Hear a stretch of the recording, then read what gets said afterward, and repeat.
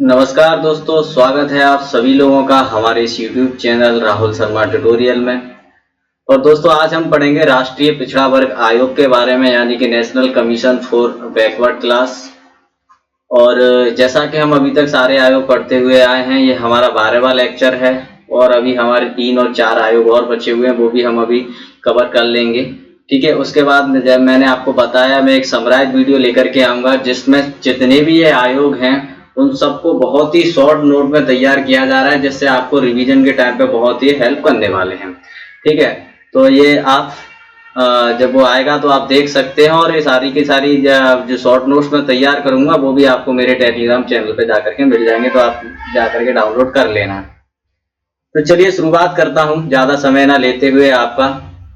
हम देखते हैं कि आज हमें पढ़ना क्या। हम पढ़ेंगे सामान्य परिचय, जर्नल इंट्रोडक्शन आयोग के बारे में जानेंगे कि जो अनुसूचित जाति जनजाति हम पहले पढ़ चुके हैं, बैकवर्ड क्लास के बारे में पढ़ रहे हैं, तो उसके बारे में सामान्य इंट्रोडक्शन हम देखेंगे। उसके बाद हम इसकी पृष्ठभूमि देखेंगे, विच इज वेरी इंपॉर्टेंट, क्योंकि यहाँ से क्वेश्चन पूछे जाने की संभावना है। और ये आयोग, जैसा कि अभी तक हम पिछले आयोग पढ़ते हुए हैं, काफी छोटा आयोग है, इतना ज्यादा इसमें कुछ पढ़ने को है नहीं है, लेकिन इसका जो बैकग्राउंड है वो काफी इंटरेस्टिंग है और यहाँ से क्वेश्चन पूछा जा सकता है। स्ट्रक्चर बिल्कुल सेम है। अभी तक जो एससी कमीशन पढ़ा था, national commission for scheduled caste और national commission for scheduled tribes, दोनों वीडियो नहीं देखी हैं। मैं अभी दोनों वीडियो तैयार कर चुका हूं, मेरी प्लेलिस्ट में जाकर के आप देख सकते हैं। यूनिट 10 करके एक हमने प्लेलिस्ट क्रिएट करी है, उसमें जाकर के आप देख सकते हैं। अब आयोग के कार्य और शक्तियों के बारे में भी हम इसमें देखेंगे। तो ये टोटल एक छोटा सा लेक्चर होने वाला है, आप चाहो तो उसको देख सकते हैं। चलिए शुरुआत करते हैं। और उससे पहले मैंने लास्ट वीडियो में कुछ आर्टिकल्स आपसे डिस्कस किए थे, 5 आर्टिकल्स। वैसे ही लास्ट और 5 आर्टिकल्स आपको मैंने दिए थे कि आप इनको जाकर के देखना और खुद से ब्राउजिंग करके थोड़ा सा देखोगे तो ये आपको याद बने रहेंगे। और जिन लोगों ने देख लिया है वेल एंड गुड, आप बहुत अच्छा कर रहे हैं। नहीं देखा है तो ये आर्टिकल्स मैं आपको बता देता हूँ। सबसे पहले हम शुरुआत करते हैं आर्टिकल 32 से। आर्टिकल 32 देखिए, भारतीय संविधान में आप सभी लोगों को पता है भाग कितने भाग हैं। अभी तक भारतीय संविधान में टोटल 22 भाग हैं। ठीक है, और जो 22 भाग जो हैं, इनमें से एक भाग कौन सा है? भाग 3, पार्ट 3। पार्ट 3 के अंदर जो है फंडामेंटल राइट्स को रखा गया है, मौलिक अधिकारों को रखा गया है, आर्टिकल 32 से लेकर 35 तक, और आर्टिकल 12 से लेकर 35 तक। तो हम आर्टिकल 32 के बारे में पढ़ेंगे। दोस्तों ये आर्टिकल 32 वैसे तो कोई मौलिक अधिकार नहीं है आप लोगों के लिए। मौलिक अधिकारों का जब उल्लंघन होता है, जब उनका कोई वायोलेशन होता है, तो उसकी रक्षा के लिए इस आर्टिकल को दिया गया। और डॉक्टर बाबा साहेब भीमराव अम्बेडकर ने कहा था कि इस आर्टिकल के बिना भारतीय संविधान का कोई मतलब नहीं है, और ये भारतीय संविधान की आत्मा है या हृदय है। कई बार ये क्वेश्चन पूछा गया है कि डॉक्टर BR अम्बेडकर के अनुसार भारतीय संविधान की आत्मा क्या है। कई क्वेश्चन में आपको प्रस्तावना देखने को मिलेगा, लेकिन जो बाबा साहेब अम्बेडकर ने क्या कहा है, आर्टिकल 32 को भारतीय संविधान की आत्मा कहा है। अब इसमें क्या है? संवैधानिक उपचारों का अधिकार है, संवैधानिक उपचारों का अधिकार।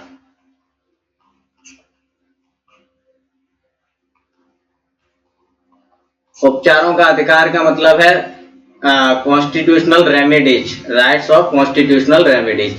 इसका यूज करके, आर्टिकल 32 का यूज करके, जब भी किसी व्यक्ति का मौलिक अधिकार का हनन होता है, तो देखिए 2 आर्टिकल हैं। एक तो है आर्टिकल 226 और एक है आर्टिकल 32। आर्टिकल 226 और आर्टिकल 32।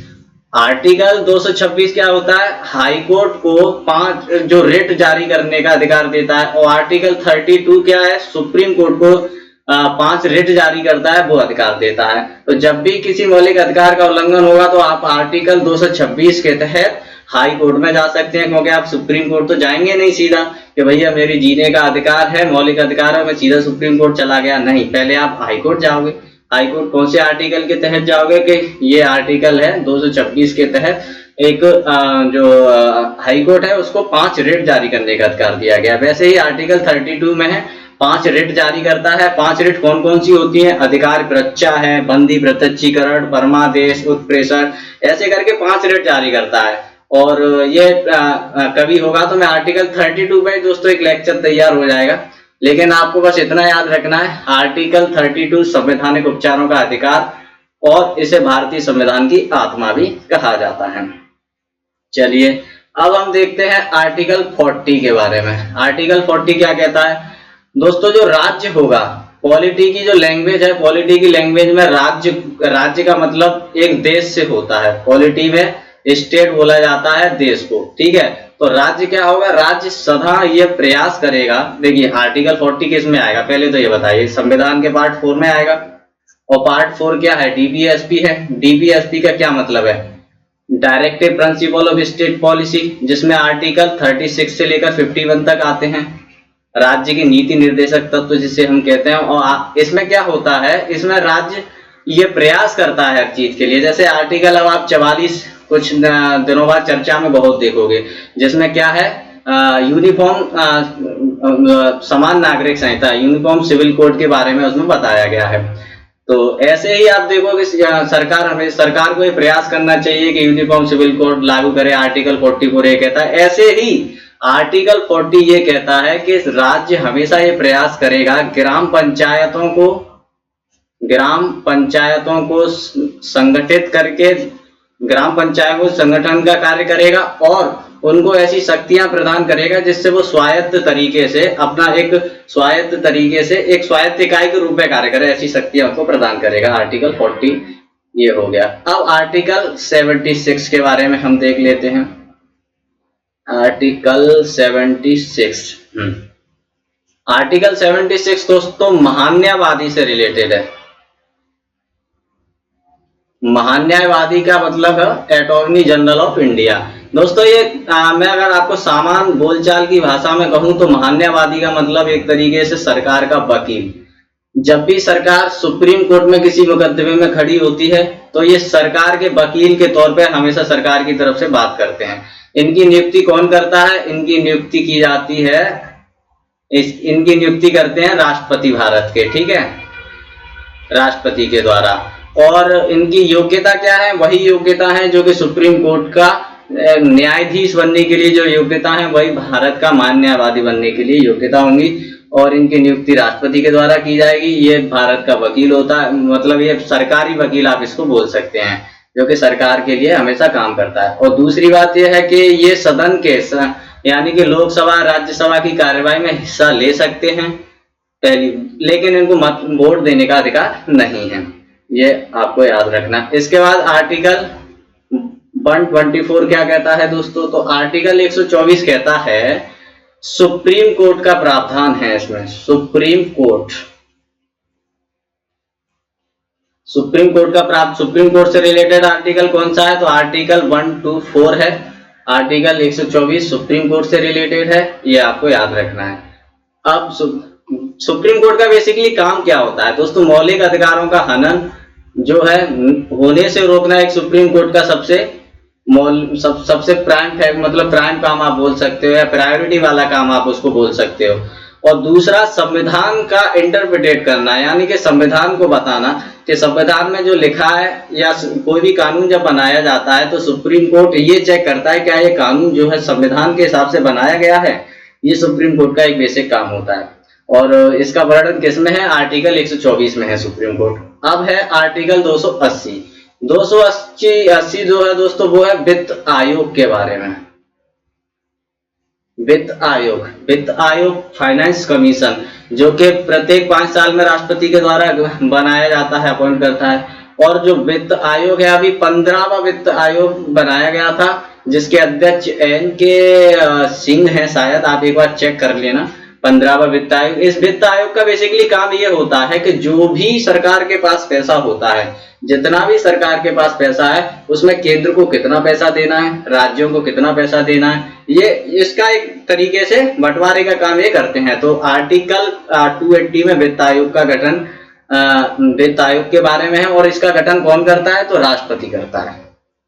ये भी आपको याद रखना है। आई होप यहाँ तक आपको 5 आर्टिकल्स क्लियर होंगे। लास्ट वीडियो में हमने जो आर्टिकल्स डिस्कस किए थे वो भी आप लोगों को क्लियर होंगे बहुत अच्छे से। ऐसे ऐसे करके हम सारे आर्टिकल्स देख लेंगे धीरे धीरे करके। अब दोस्तों सबसे पहले हम आते हैं अपने मेन टॉपिक पर, जो है राष्ट्रीय पिछड़ा वर्ग आयोग के बारे में। उसके बारे में बेसिक एक इंफॉर्मेशन जान लेते हैं। उसकी स्थापना कब हुई? 1993 में हुई, 4 अगस्त 1993 को।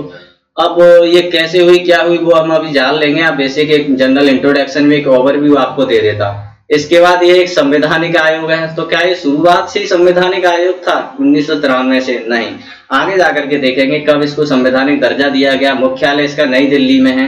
किस मिनिस्ट्री के अंतर्गत आता है? ये सामाजिक न्याय व सशक्तिकरण मंत्रालय इसको बोला जाता है। Social justice and empowerment, ministry of social justice and empowerment. प्रथम अध्यक्ष है इसके RN प्रसाद। वर्तमान अध्यक्ष है अपने भगवान लाल साहनी, ये आप देख सकते हो भगवान लाल साहनी जी को। और संवैधानिक आर्टिकल आप इससे रिलेटेड है आर्टिकल 338B, जो कि पार्ट कौन सा है? 16 है। इससे पहले हमने क्या देखा था? इससे पहले 3 कमीशन हम पढ़ चुके हैं, 338, 338, 338, एक ही आर्टिकल है। आर्टिकल 338 में आप देखोगे तो SC का प्रोविजन है, 338A में देखोगे तो ST का प्रोविजन है, और 338B में आप देखोगे तो OBC कमीशन का प्रोविजन है। ठीक है, अदर बैकवर्ड क्लास कमीशन आप इसको बोल सकते हैं। यहां तक आपको सारी चीजें क्लियर हैं? आई होप आपको यहां तक सारी चीजें क्लियर होंगी। नहीं है तो मुझे कमेंट बॉक्स में बताइएगा, नेक्स्ट वीडियो में मैं आपको सब कुछ क्लियर कर दूंगा। अब हम इसका पृष्ठभूमि हम इसकी देखते हैं। एक मिनट, यहाँ पर चलिए हम यहीं पर इसकी पृष्ठभूमि देख लेते हैं एक बार, क्योंकि वहां पर मैंने ऑलरेडी लिख लिया है। तो दोस्तों आर्टिकल 40 से हम शुरुआत करेंगे। ठीक है, आर्टिकल 40 से हम 340 से शुरुआत करेंगे। आर्टिकल 340 क्या कहता है कि राष्ट्रपति क्या करेगा? सोशली और एजुकेशनली, सामाजिक और शैक्षणिक, ये दोनों शब्द आप याद रखिएगा, रूप से पिछड़े वर्गों के लिए एक आयोग का गठन करेगा। मान लीजिए कि जो भी वर्ग ऐसे हैं जो सोशली और शैक्षणिक रूप से पिछड़े हैं, उनकी पहचान के लिए एक आयोग का गठन करेगा। कौन करेगा? राष्ट्रपति करेगा। तो राष्ट्रपति ने क्या किया? 1953 में, 1953 में काका कालेलकर की अध्यक्षता में आर्टिकल 340 क्या कहता है कि राष्ट्रपति सोशली और शैक्षणिक, देखिए सरकारी जॉब में आरक्षण किस आधार पर दिया जाता है? तो सामाजिक और शैक्षणिक रूप से। अभी वर्तमान में हम एक EWS का कॉन्सेप्ट भी देख लें, इकोनॉमिकली, यानी कि आर्थिक रूप से कमजोर विद्यार्थियों को भी दिया जा रहा है। लेकिन अभी तक जो दिया जाता था वो शैक्षणिक और सामाजिक रूप के आधार पर दिया जाता था। तो राष्ट्रपति सामाजिक और शैक्षणिक रूप से पिछड़े वर्गों के लिए आयोग का गठन करेगा, ऐसा बताया गया।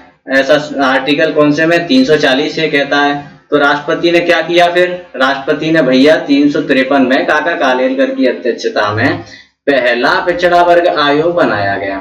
ठीक है, कब बनाया गया? 353 में बनाया गया। इसने अपनी रिपोर्ट दी थी 1956 में, 1956 में, और इसकी रिपोर्ट को स्वीकार नहीं किया गया था। इनकी सिफारिशें जो भी थी उनको लागू नहीं किया गया। तो ये इतना इम्पोर्टेंट नहीं होता है, जब चूंकि ये पहला है इसीलिए हम इसको पढ़ते हैं। और ये जो कमीशन है भैया, ये बहुत इंपॉर्टेंट है दोस्तों। आप इसको मतलब जब भी ओबीसी की बात होती है, मंडल कमीशन हमेशा सामने आता है। तो बीपी मंडल की अध्यक्षता में पिछड़ा वर्ग, एक 1976 में जब मोरारजी देसाई की सरकार थी, जनता पार्टी की सरकार थी, तो उसने क्या किया था? जो ओबीसी थी उनके लिए 1979 में, यानी कि 1979 में एक बीबी मंडल की अध्यक्षता में पिछड़ा वर्ग आयोग का गठन किया, जिसकी सिफारिश है 1990 में लागू हुई। अरे ये क्या, आप मुझे क्वेश्चन पूछिए कि भैया 1979 से कोई एक कमीशन बनाया गया, 11 साल बाद उसकी सिफारिशें लागू की जा रही है, ये क्या बात हुई साहब? तो 1979 में जब ये कमीशन बनाया गया, 1980 में इसने अपनी रिपोर्ट सबमिट कर दी। लेकिन इसने जब रिपोर्ट सबमिट की थी, तब तक हमारे जो मोरारजी देसाई जी थे वो जा चुके थे, इनकी सिफारिशों को लागू नहीं कर पाए थे। जनता पार्टी की सरकार चली गई थी।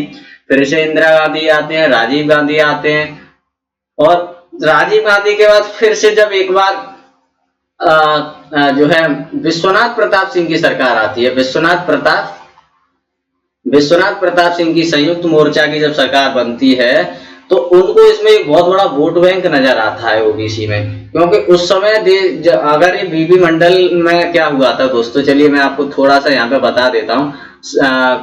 3700 कुछ ऐसी जातियां थी, क्योंकि इसने क्या किया था कि सामाजिक और शैक्षणिक रूप से जो पिछड़े वर्ग हैं उनको आरक्षण देने की बात करी थी। कितना? 27% आरक्षण। और जो पिछड़ा वर्ग था उसका इसने आधार क्या बनाया? जातियों को आधार बनाया। तो भारत में टोटल ऐसी 3700 कुछ जातियों का चयन किया गया, पिछड़े वर्गों की श्रेणी में उसको डाला गया और उनको सरकारी नौकरियों में 27% का आरक्षण देने की बात करी गई। अब जब ये बात हुई, जब 3700 जातियों को डाला गया, तो उस समय जब टोटल पॉपुलेशन इंडिया की जो हुआ करती थी उसकी लगभग 50% पॉपुलेशन इससे प्रभावित होने वाली थी। तो आप समझ सकते हैं कि पॉलिटिकली ये कितना बड़ा मूव जो है वीपी सिंह के द्वारा खेला गया था। अब वीपी मंडल की अध्यक्षता में, जैसा मैंने आपको बताया, हुआ 27%। तो इसके खिलाफ क्या होता है दोस्तों, 1992 में इंदिरा साहनी बनाम भारत संघ, जिसे अपन मंडल मामले के तौर पे भी जाना जाता है, Indira Sahni versus government of India, इसका निर्णय आता है। और इसमें सुप्रीम कोर्ट क्या कहता है कि किसी भी स्थिति में जो आरक्षण है वो 50% से ज्यादा नहीं होना चाहिए। देखिए अभी तक आरक्षण कितना था, SC ST दोनों का मिलाकर के कुछ 22 पॉइंट समथिंग आरक्षण इनको था, 27% इनको दे दिया गया, टोटल कितना हो गया? 49 पॉइंट समथिंग आरक्षण मिल गया था। अब सुप्रीम कोर्ट के में जब ये केस हुआ तो सुप्रीम कोर्ट ने कहा कि किसी भी स्थिति में जो आरक्षण है वो 50% से ज्यादा नहीं होना चाहिए। और जैसे ही दोस्तों इसकी सिफारिशें लागू करी गई थी मंडल कमीशन की, तो पूरे देश में सामान्य वर्ग के जो छात्र थे, सामान्य जो जनरल कैटेगरी के जो छात्र थे, उन्होंने क्या किया कि दंगा शुरू हो गए, पूरे देश में आंदोलन शुरू हो गए। और ये आंदोलन इस हद तक चले गए थे कि दिल्ली का एक छात्र हुआ करता था, राजीव गोस्वामी नाम था शायद, राजीव गोस्वामी ने उस समय आत्मदाह कर लिया था। आत्मदाह मतलब खुद को आग लगा ली थी। और जब ये घटना सामने आई तो आप ये मान लीजिए कि धीरे धीरे बिहार, ग्वालियर, मध्य प्रदेश, हरियाणा, हर जगह से बच्चों के आत्मदाह की क्या आने लगी, आत्मदाह करने की, खुद को आग लगाने की खबरें आने लगी। ये इतना बड़ा आंदोलन था। लेकिन इससे पहले ये आंदोलन बहुत अच्छे से चल रहा था। देखिए हमेशा कोई भी आंदोलन कमजोर पड़ जाता है जब उस आंदोलन में हिंसा होने लग जाती है। ये एक लर्निंग के तौर पे आप हमेशा देखोगे। जब भी देखिए अभी हमने किसान आंदोलन के में देखा था, जब किसान आंदोलन में थोड़ा सा वायलेशन का वो आ गया था, जब उसमें एक हिंसा का वो आ गया था, तो वो आंदोलन कमजोर हो गया था। क्यों हो जाता है? क्योंकि देश की जनता फिर उससे खफा हो जाते हैं, अरे ये क्या है, लोग आपस में एक दूसरे को मार रहे हैं, ऐसे आंदोलन हमें नहीं चाहिए। इसीलिए अहिंसा गांधी जी के द्वारा दिया हुआ जो एक ऐसा सत्र है जो सत्याग्रह में किसी भी सरकार से अपनी बात मनवा सकता है। वर्तमान सरकार की हालत आप अलग देखोगे थोड़ा सा, लेकिन ठीक है, आपको इस तरीके से तो इसमें जब ये आग वाग लगा ली गई थी तो ये आंदोलन कमजोर पड़ गया। तो आपको इसमें मंडल कमीशन में नहीं पढ़ा रहा हूँ, थोड़ा ज्यादा ही हो गया, लेकिन ठीक है, इतना नॉलेज मिला। तो ये इंदिरा साहनी बनाम भारत संघ मामला 1992 में आता है। सुप्रीम कोर्ट ने 50% आरक्षण का बोला। और दूसरी बात इसने और बोल दी। क्या बात बोल दी इसने? दूसरी बात सुप्रीम कोर्ट ने यह कहा कि एक वैधानिक और स्थायी आयोग का गठन कीजिए ना आप एक ओबीसी के लिए। क्या है, बार बार प्रथम आयोग बना दिया, फिर द्वितीय आयोग की रिपोर्ट आ गई, ये आ गया। तो फिर उसके आधार पर पिछड़ा वर्ग आयोग का अधिनियम 1993 बनाया गया। पिछड़ा वर्ग आयोग अधिनियम 1993 के आधार पर पिछड़ा वर्ग आयोग का गठन किया गया था। तो ये हमने अभी क्या देखा था इससे पहले दोस्तों, हमने क्या देखा था कि ये जो है 4 अगस्त 1993 को इसकी स्थापना हुई थी, है ना। अब यहाँ पर हमने क्या देखा कि स्थापना जो हुई थी उसका आधार क्या था? पिछड़ा वर्ग आयोग अधिनियम 1993 था। अब यहाँ पर आप देखोगे इसको अब ये जो एक वैधानिक निकाय है, संवैधानिक नहीं था, क्योंकि एक अधिनियम के आधार पर बनाया गया था। तो इसको जो संवैधानिक दर्जा कब दिया गया, इसको कॉन्स्टिट्यूशनल जामा यानी कि संवैधानिक जामा कब पहनाया गया? तो 102वां संविधान संशोधन अधिनियम 2018 में पारित हुआ और इसको एक संवैधानिक दर्जा दिया गया आर्टिकल 338B के अंतर्गत। ये इसकी पृष्ठभूमि है, यहाँ से क्वेश्चन पूछा जा सकता है। ये आपको दोनों वर्ड याद रखने हैं। सामाजिक और शैक्षणिक रूप से आरक्षण की बात करी गई थी। काका कालेलकर के बारे में आप देख लीजिए, बीबी मंडल के बारे में बहुत कुछ बता चुका हूँ, इंदिरा साहनी केस भी मैं आपको बता चुका हूँ।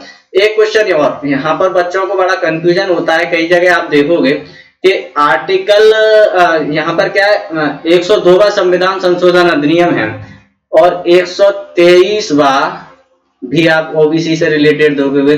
वो क्या है, वो एक विधेयक है, 123वां विधेयक है, यानी कि बिल है। बिल में और एक्ट में क्या फर्क होता है दोस्तों? जब भी कोई विधेयक या बिल संसद में लाया जाता है तो जब तक वो पास नहीं होता है, उसमें बहस चल रही होती है, तब तक हम उसको विधेयक बोलते हैं। जैसे ही वो पास हो जाता है लोकसभा से, राज्यसभा से और राष्ट्रपति के सिग्नेचर उस पर हो जाते हैं तो वो एक अधिनियम बन जाता है। तो ये 123वें नंबर का विधेयक था और ये 102वें नंबर का क्या था? अधिनियम था। क्योंकि कई बिल ऐसे होते हैं जो लाए जाते हैं लेकिन पास नहीं होते हैं, तो उनको रखा तो जाता ही है ना, कहीं पहला बिल था और ये दूसरा बिल है, मान लो दूसरा बिल पास नहीं हुआ, और तो इस तरीके से ये होता है। ठीक है, ये जो गैप आप देख रहे हो 123 और 102वां, यहाँ से आप कंफ्यूज बिल्कुल नहीं होना है। और 123 वाला आपसे नहीं पूछा जाएगा, क्यों? क्योंकि जब भी कोई बिल पास हो जाता है तो हमेशा एक्ट के बारे में पूछा जाता है, वही महत्वपूर्ण होता है, बिल का इतना महत्व नहीं रहता है। अब हम दोस्तों इसका स्ट्रक्चर देख लेते हैं। स्ट्रक्चर क्या है? जो हमने national commission for scheduled caste and scheduled tribes, इन दोनों का जो हमने देखा सेम बिल्कुल वही है ओबीसी कमीशन का भी, अदर बैकवर्ड क्लास कमीशन या national commission for backward class का भी यही है। इसमें एक अध्यक्ष होगा, एक उपाध्यक्ष होगा, 3 सदस्य होंगे। क्वेश्चन पूछा जाए, मान लीजिए कि ये कितने मेंबर्स की कितने सदस्यीय आयोग है, तो बता देना 6 सदस्यीय आयोग है। 6 में एक अध्यक्ष होता है, एक उपाध्यक्ष होता है और इसमें 3 सदस्य होते हैं।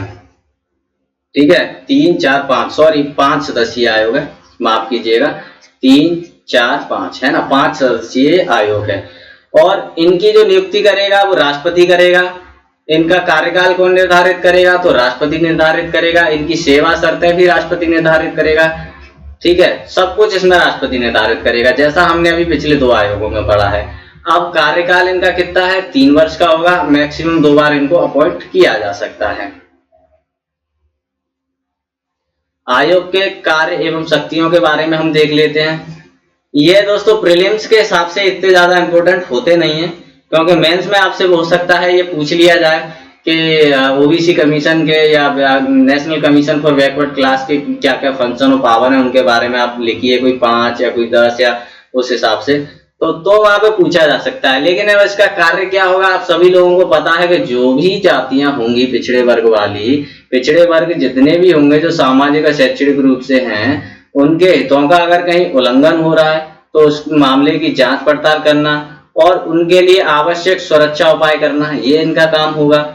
और ये जितने भी सुरक्षा उपाय करते हैं उनकी रिपोर्ट राष्ट्रपति को देते हैं, प्रतिवर्ष देते हैं। जब भी वो आवश्यक समझे तब उनकी रिपोर्ट ये दे सकते हैं, इतना हमें पता होना चाहिए। इसके और राष्ट्रपति इस रिपोर्ट का क्या करता है, वो उसको संसद के समक्ष प्रस्तुत करता है। और किसी राज्य से रिलेटेड अगर कोई मामला है तो उस राज्य के राज्यपाल को ये रिपोर्ट दी जाती है और राज्यपाल उसको क्या करता है, विधानमंडल के समक्ष रखता है। ये भी हमने देखा। अब केंद्र सरकार और राज्य सरकार अगर सामाजिक या शैक्षणिक रूप से पिछड़े वर्गों के लिए मतलब कोई एक ऐसा कानून या कोई ऐसा नीतिगत मामला कोई बनाया जा रहा है, कोई कानून बनाया जा रहा है, प्रभावित करने वाले समस्त नीतिगत मामलों पर आयोग से सलाह लेना जरूरी है। ठीक है, अगर केंद्र सरकार मान लीजिए ओबीसी या जो सामाजिक और शैक्षणिक रूप से जो पिछड़े वर्ग है उनके लिए कोई नीति तैयार कर रहा है, कोई कानून का निर्माण कर रहा है, तो पहले भैया आप इस आयोग से जो है एक सिफारिश ले लो, थोड़ा सा देख लो, क्योंकि वो दिन रात यही काम कर रहा है। वो आपको अच्छे से बता पाएगा कि हाँ इसमें ये कमी है, ये गलत है, इसको हटाना चाहिए, यहाँ रिवीजन की जरूरत है, यहाँ को जोड़ना चाहिए। इसी तरह किसी भी मामले में जांच के दौरान इनके पास सिविल न्यायालय की शक्तियां होती हैं। ये अभी तक हमने सारे आयोगों में यही पढ़ा है। ठीक है, केवल एक निर्वाचन आयोग के बारे में हमने क्या देखा था, उसको क्वासी जुडिशल यानी कि अर्ध न्यायिक कुछ शक्तियां प्रदान होती हैं, वो भी आप देख सकते हो। तो इसमें क्या है, सिविल न्यायालय की शक्तियां होती है। सिविल न्यायालय का मतलब मैंने आपको बताया किसी भी मामले की जांच कर सकता है, पड़ताल कर सकता है, किसी भी व्यक्ति को भारत के किसी भी कोने से बुला सकता है, संबंधित कोई व्यक्ति है, कोई भी डॉक्यूमेंट्स मंगवा सकता है, और ओबीसी से रिलेटेड कोई भी काम है उसको ये जो है नीतिगत निर्णय उनका वो कर सकता है। तो सिविल न्यायालय की इसके पास शक्तियां होती हैं, जो कि अभी तक हम देख चुके हैं। आई होप यहाँ तक आपको सारी चीजें क्लियर होंगी दोस्तों। अगर आपको बिल्कुल भी कोई डाउट नजर आता है तो प्लीज मुझे बताइएगा, मैं उसको जरूर क्लियर करूंगा। और दूसरी बात आपसे ये भी कहना चाहूंगा, अगर आपको सच में कोई वीडियो में इस पर प्रॉब्लम नजर आती है, जैसे कि कोई भी प्रॉब्लम नजर आती है तो उसमें किसी भी सुधार की आवश्यकता है, अगर मुझे कोई रिकमेंडेशन आप देना चाहेंगे तो उसको लागू किया जाएगा जल्दी से जल्दी। और यहाँ पर थैंक्स फॉर वॉचिंग। यहाँ पर दोस्तों आपको टेलीग्राम चैनल है जो अभी अभी बनाया गया है, ज़्यादा समय नहीं हुआ है, राहुल शर्मा ट्यूटोरियल। इसको जाकर के आप सर्च करोगे टेलीग्राम पे तो आपको ये चैनल मिल जाएगा, उसको ज्वाइन कर लीजिएगा। यहाँ की जो PDF है वो मैं आपको प्रोवाइड करा दूंगा। बहुत बहुत धन्यवाद। जय हिंद।